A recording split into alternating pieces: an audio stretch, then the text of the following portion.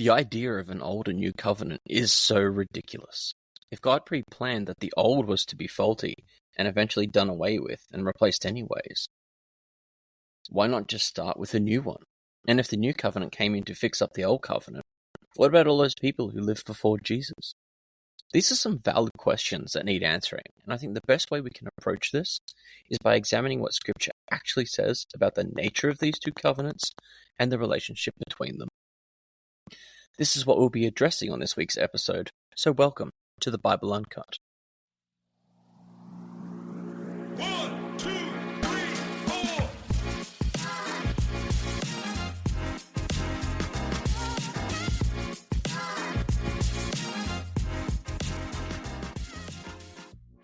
Yes, hello, welcome to the Bible Uncut, the podcast all about being shaped not by simply Scripture alone, but by all of Scripture. I am R.L Watson, and if you're just joining us, it's so great to have you with us. And if that's you, can I encourage you when you finish this episode, go back, listen to some of my older episodes, and if you are a regular subscriber and a regular listener, welcome back. If you do enjoy and are blessed by what you hear today, please hit follow, leave a rating, share this episode, and if you could even leave a review, that would be really appreciated. And also too, if you want to contact me with comments, questions, maybe some general feedback, maybe some ideas and questions for future episodes, I'd love to hear from you via the contact details on the podcast webpage. And don't forget, you can find more content on my webpage. There you'll find blog articles, teachings, sermons, links to my books, Forgotten Covenant, Why Then the Law, and Let No One Judge You, a pronomian response to Colossians 2. Well, that's enough housekeeping. On with the show. So I had fun last week geeking out with some of the links between the Old and New Covenant, as Jesus used some of God's revelation in the Old Testament to help reveal his divinity in his earthly ministry. But this week we're addressing the topic about how our Bibles fit together. There are a lot of common misunderstandings about this, which was part of my motivations for writing my first book, Forgotten Covenant. And I guess I really became aware of the importance and the significance of this topic when I came across some content critiquing the idea of an old and new covenant. And so this week I'm responding to a critique from an influencer who goes by the username of Memoir of a Heretic. Memoir of a Heretic is one of those exvangelicals, former evangelical, who makes content that likes to discredit the goodness of God, very much in the very similar vein to the atheist apologist Christopher Hitchens, and he also likes to challenge the legitimacy of Christianity. And look, based on my observation of his content, I think he's clearly a pretty moral person. When you look at his criticisms about judgment and the treatment of people, I think this shows that he does care about people. The problem is that in his content, he makes a lot of what we call categorical errors, especially ones that fail to differentiate between God and between humanity. And look, he so often argues against straw men ideas of Christianity. So if true, the problems that he raises, they are concerning. But really, 99% of the time, they're not true at all. So when I look at his stuff, when I look at his content, it does sort of raise the question in my mind, like, are these genuine questions? Or are they just sort of rage bait? Because they do kind of work. Is he just confused? Or has he just been poorly taught? I don't know. I want to give him the benefit of the doubt, but so many times when he is corrected, he just sort of sticks with what he's doing. He's not very teachable. So I don't know. But I think regardless, whether they're intentional or not, I think they are representative of many points that we face as Christians from Christian skeptics who are genuine in their opposition of Christianity. We'll pick these up and we'll use them. And so it's good for us to know, recognize, and be able to respond to them, which is what I really want to achieve with this podcast, to equip you to respond to these challenges, because so often these challenges that are presented, they don't understand the relationship between the whole Bible. They will take things out of context. And so we need to be able to use the whole Bible, because a lot of them use proof texts. We need to be able to use the whole Bible to respond to many of these accusations. A recent one that I came across, and I genuinely believe in that in this instance, it's just the result of poor discipleship when he was a Christian.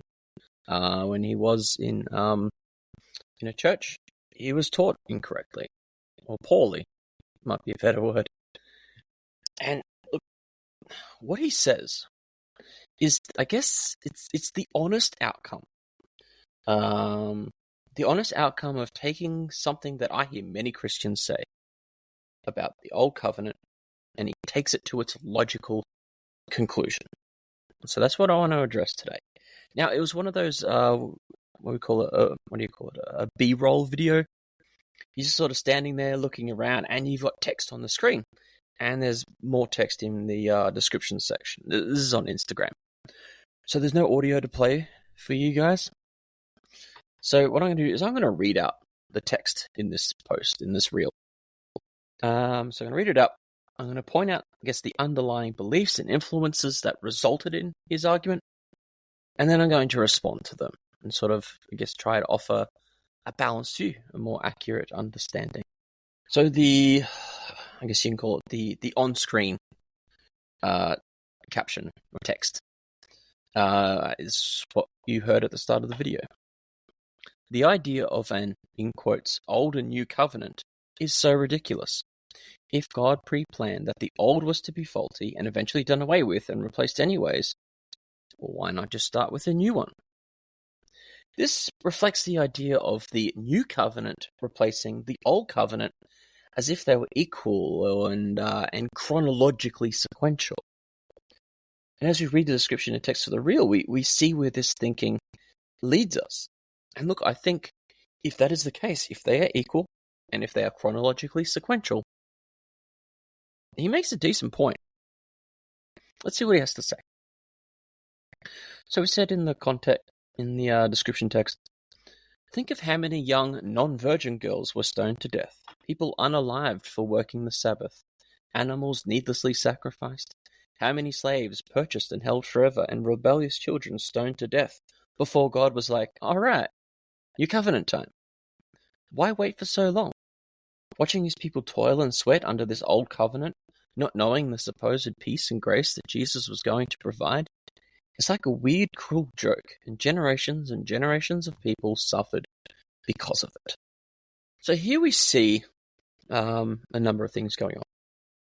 First thing I just want to point out is we see some extreme, what we call juxtapositioning. So compare and contrast in a very strong way, using very emotive language to imply cruelty of God, of how the law resulted in harsh treatment of people, and what he would say was God's poor management. Why start with this and then move to that? See, we have a mischaracterization of both covenants here. We see here the idea that during the time of the Old Covenant, that was a time of harsh rules and punishments. But after Jesus came, we moved on, and now it's just grace and peace. His point, that's not fair on those before Jesus because they missed out on that grace and that peace. And if that is the case, then I would agree. Now, again, being not 100% about where he's coming from, it's hard to tell, is he critiquing a Christian dichotomy between the two covenants? Or is he presenting a straw man to denigrate God and the Bible, which he often does? I'm gonna say probably both. It's probably both is what's going on. And so as we see, as I said, he's misrepresenting both covenants to sort of pit them against each other and to sort of degrade and insult God. Thinking about what he had to say and what's in there, I identified what I guess you could say are three faulty assumptions. So this is his presuppositions. This is his starting point. So he's got three faulty assumptions that have led to this conclusion.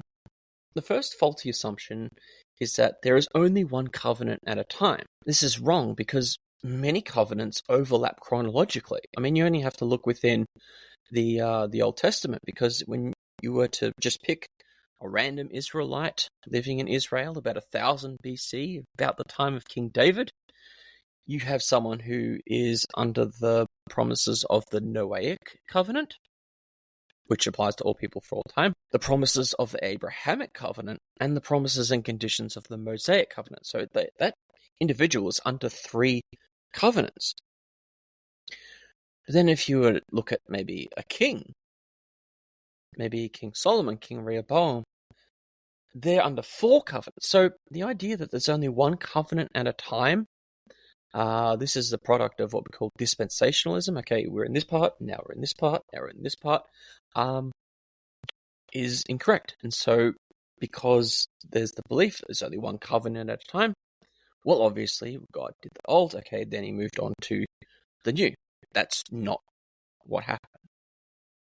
The second faulty assumption is that it assumes that the old and the new covenant are counterparts, that they're sort of equal, like Apple and Samsung. Well, maybe they're not totally equal, but they're the same sort of thing. Apple and Samsung phones. They're not. The old covenant and the new covenant, and I'm going to get into this language shortly, they are different in their content. They are different in their purpose.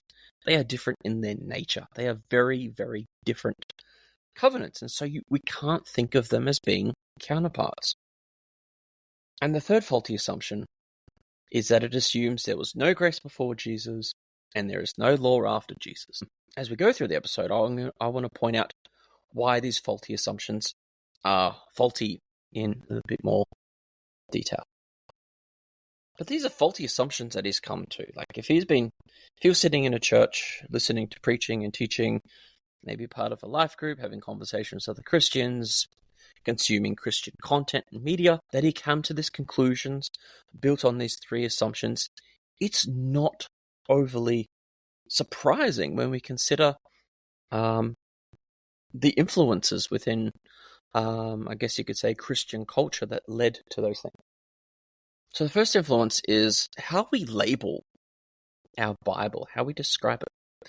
You have the New Testament. Well, you start with the Old Testament, and then you have the New Testament. Now, Testament is just, long story short, it's a Latinization of the word covenant. So the assumption is, that's the time of the Old Covenant, so Genesis to Malachi. And then you get to Matthew, this is the time of the New Covenant. So how we label our Bible has resulted in that. This is the time of the Old, this is the time of the New. The second is how Christians talk about the Old and New Covenants. I mean, considering how Christians talk about the Old Covenant, Mr. Heretic's conclusion isn't overly surprising. How often do we hear, well, Jesus came to do away with the law. The Old Covenant was about do, the New Covenant's about done. We're under grace, we're not under law. When we hear people talking like that, that's where people can end up. And the third influence, and that's the third thing that I think resulted in Mr. Heretic's conclusions, is I want to call it weak apologetics. Whenever Christians are confronted with negative content from the law, and look, there is some tough stuff in there, slavery and everything, like, it's hard to deal with. And so what ends up happening is they just want to dismiss it. They want to wipe past, they want to move on from it. And so they will say, that's the Old Covenant. We're under the New Covenant. And I believe that this is actually what inspired this guy's content. I think it's where he's coming from. I think maybe this is the heart of what he's trying to critique, this kind of thinking of, that's the old, this is the new. Because this is how a lot of Christians respond to his content. That was the old, we're under the new, so that doesn't count anymore. Him's like, well, God still did it. You can't just try to wipe it away. But that's what ends up happening, instead of correcting misunderstandings. Because when you look at how he talks about a lot of these things, you can see he's confused. Instead of correcting that, they just wipe away, dismiss it. Don't want to talk about it. And as I said, there is some tough stuff in there. But the fact is, we need better answers. We need to be able to respond to these things better. And this is what I'm hoping to give you through this podcast. The ability to understand, okay, here's this tough topic. This is how we can respond to it. Here's some maybe more meaningful ways to answer, rather than, oh, that's just the old covenant. We don't worry about it anymore. Because as I said, okay, let's assume that's the case. Totally dismissed, totally gone. It's not relevant. The fact is, we have God saying it. And that's his critique. That's his issue. Why would God say this? And to just dismiss it, I think we need to do better. So how we label our Bibles, how Christians talk about the Old and New Covenant, and our weak apologetics, I think, has definitely led to his conclusion in his content there. So let's consider why we can't see the new as replacing the old. So as I said earlier, they're not equivalent. They are not equivalent covenants. I think there's a lot of misunderstanding among Christians about what the Old Covenant actually is and what it's actually about. I think many believe that, oh, that was the old way of being saved. That was the old way of how people got into relationship with God. This is the old way of, relating to our Creator. But it's actually, this is not accurate. So what was the Old Covenant? The Old Covenant was basically an agreement made with Israel, the descendants of Abraham. If you obey my law, which is what God said, if you obey my law, which was not invented at Sinai, it was God's pre-existing law. If you obey that, then you get to enjoy the land, which is part of the Abrahamic covenant. So it was a formalization of that aspect with the nation. And that's it. Nothing about salvation, nothing about entering relationship with God. That was the Old Covenant. And what was the purpose of the Old Covenant? It had a vocational purpose. It was about how to live, how to act, what you do. In short, this is what it looks like to be God's covenant member. This is what it looks like to be his representative on earth. That's the law part. So if you do that, then you'll be living as one of his covenant members. It was a conditional covenant. If you obey, there's blessings. If you disobey, there's curses, there's consequences. But even despite this conditional covenant was grounded in God's gracious calling. As I said, it's not about belonging. As you read through Exodus, you see the people already belonged to God. They were already his people before he established his covenant. When you read about God's interaction with Moses in Exodus 3, he says to Moses, you're going to lead my people out of Egypt. They were already his people. And even at the beginning of what we would call the covenant document proper, Exodus 20 is when he lays out the Ten Commandments, which is the obligations. It starts off with, I am the Lord your God. This is how you are to live. So even before they obey, they are already his people. So the Mosaic covenant does not deal with all those things. It's purely, this is how you experience the blessing of being my people in the land. And so because people, I guess, sort of miss that, they think they are equivalent. Because even the titles old and new, it makes them sound like counterparts. Oh, that's the old one. That's the new one. But it's misleading, I think. And so I think that's why I prefer probably the Mosaic covenant rather than the old and new. It is how Scripture talks about it, but I think we need to sort of understand what exactly is being talked about there. But what is the new covenant then? I think we're pretty familiar with the new covenant details. The promise is that if you trust in the atonement of Christ and what he did, as a substitutionary atonement, Jesus dying in your place, then you'll be forgiven, you'll be reconciled with God, and you'll be transformed. That's probably the simplest version there. And it is salvific. It is about salvation. It's about being spared from judgment. but it's also about restoring fallen creation. I guess ontologically, naturally, that sort of thing, judicially and relationally, bringing everything back under his rule and reign, and declaring us not guilty. And the conditions are, well, it's all based on grace. It's totally undeserved, but in response to our faith. So as we can see, the new is not a replacement for the old. They are two very different covenants. They are not equivalent. It's not like upgrading a phone or anything like that. I think it's important that we remember that the Mosaic covenant, it was a real covenant. It had real meaning for people at the time. But there are a lot of Christians who talk about the Old Covenant, or the Mosaic covenant, as being purely symbolic, purely figurative, or even purely about foreshadowing Christ. Yes, it points to Jesus. Yes, it foreshadows the person and work of Jesus, but it was more than a social experiment. It was more than just, let me show you that you're sinners. It was a real covenant for real people, which had real implications.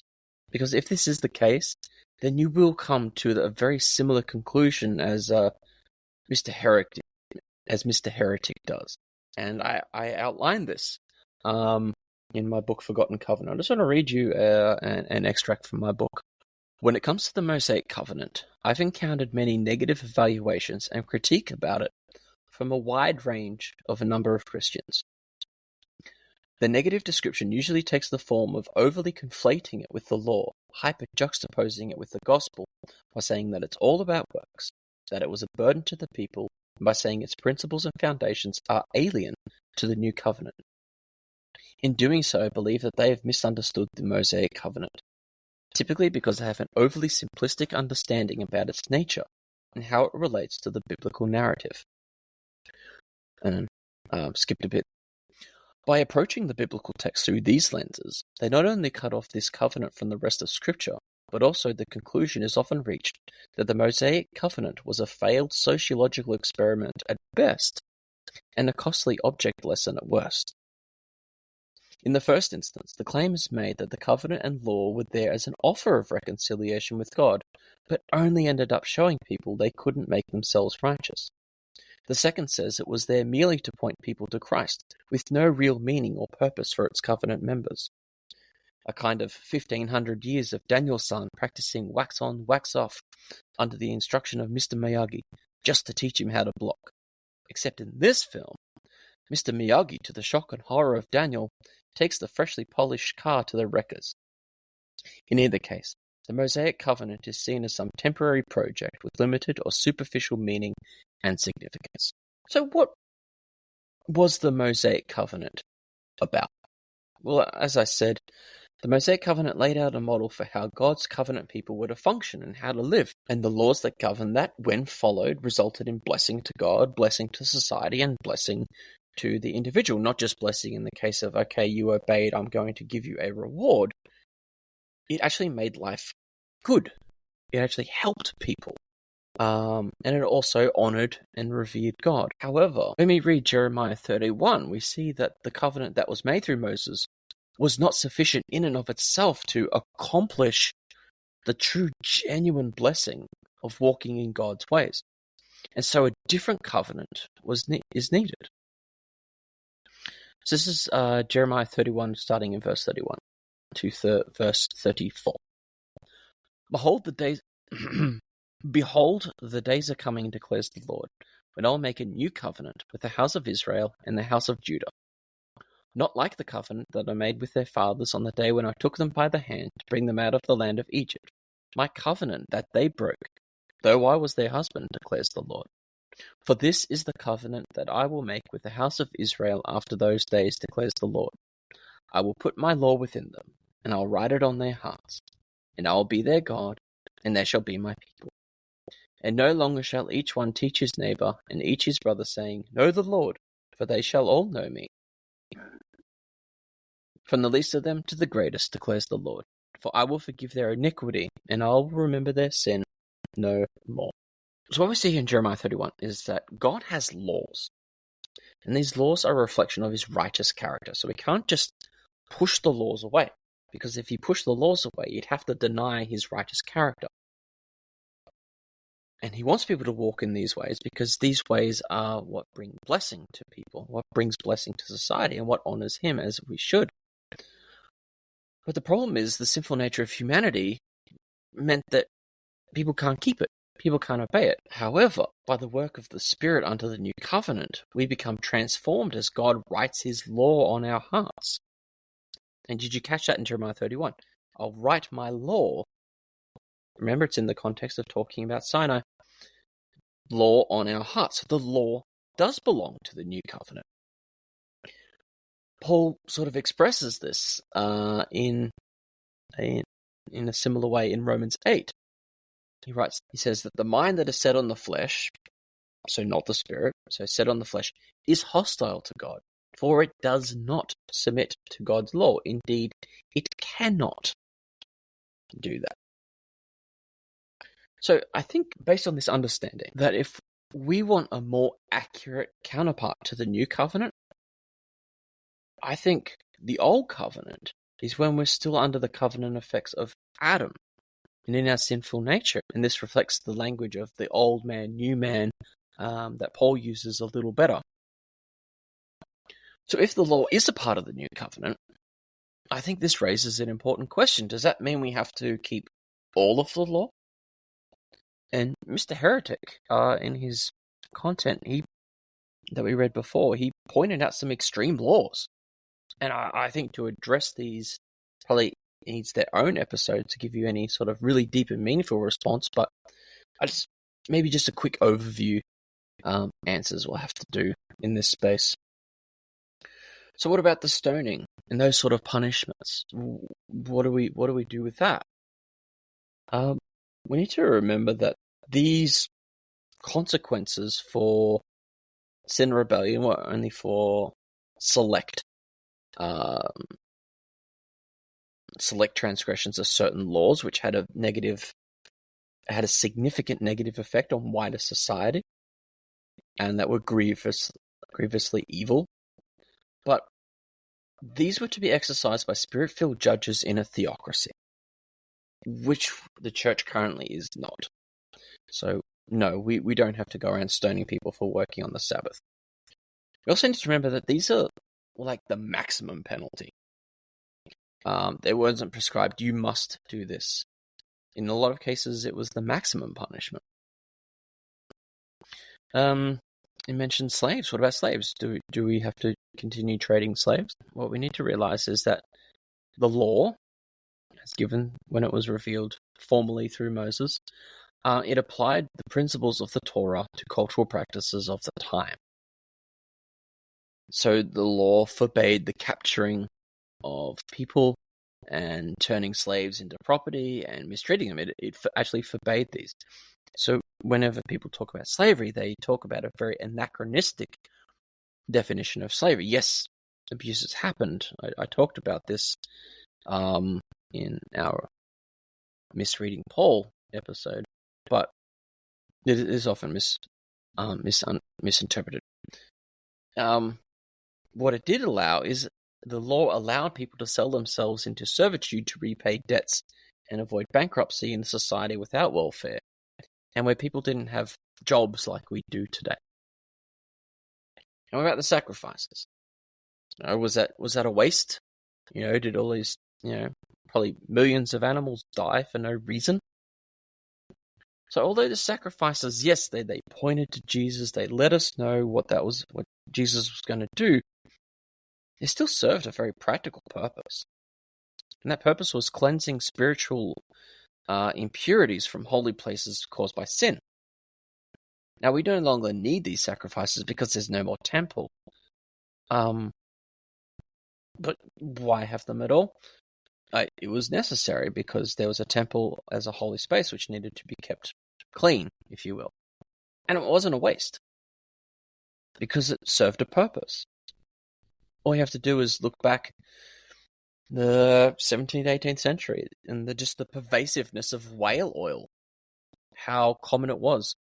in so many products. But with the ability to mass produce petroleum and kerosene and the discovery of electric lighting, whale oil is no longer needed. Now, it's unfortunate that many whales died from whaling, but it was out of necessity, so we wouldn't call it a waste. In the same way, these animals that were sacrificed at the temple served a purpose, so it wasn't a waste. So that's how we can probably understand the application of these extreme laws that Mr. Heretic points out. So if it is the case that the New Covenant empowered the obedience that was required under the Old Covenant, does that mean that there was just generations and generations of helpless sinners? Was it a time where there was the absence of grace and peace? Well, no. We see that God delivered and God chose Israel freely. The Exodus was an act of grace. God entered into covenant with them freely. He freely, out of grace, called them his people. He just chose them because he chose them. What about peace? Well, many people experienced peace with God. And were they doomed to punishment? Like if New Covenant blessings were, you find salvation, and if the Old Covenant, well, there was no salvation as part of that. So if only the New Covenant promises transformation and salvation, what about all those people before Jesus? Well, I sort of alluded to this before, that it's not chronological. It's not old and new like old and new iPhone. Old just means ancient. When it comes to new, it's new for the individual, not for humanity. I would say that the New Covenant was around before Jesus walked the earth as a man. Let me give you 3, examples why. We see in the person of Abraham, we see that as someone who believed God, it was counted to him as righteousness. Now we might think, but that's the promises of Abrahamic covenant. Well, he was believing the gospel. You see it in Galatians 3. And the scripture, foreseeing that God would justify the Gentiles by faith, preached the gospel beforehand to Abraham, saying, "In you shall all the nations be blessed." So Abraham heard the gospel, and it says that Abraham believed God, and that was counted to him as righteous, and that faith resulting in righteousness is a new covenant blessing. We also see transformation of people. There are people like David, who had faith in God and the Messiah to come, who delighted in God's law and wanted to fulfill it. Just read Psalm 19, Psalm 119, and see there is someone who is living out what is described in Romans 8. Now about salvation. People were saved before Jesus turned up because they trusted in the Messiah to come. There's only ever been one way of salvation, and that's through Jesus, the Lamb who was slain before the foundation of the world. If there was another way of salvation, then Jesus didn't need to die. And so we can see that if there were people around before Jesus walked the earth who experienced New Covenant blessings, then I think it's pretty clear the New Covenant was around before that. And yes, while there were people who rebelled and sinned grievously, who were faced with strong punishment, that doesn't mean that there was no chance of reconciliation. It doesn't mean there was no chance of forgiveness. We see this in Psalms like Psalm 32.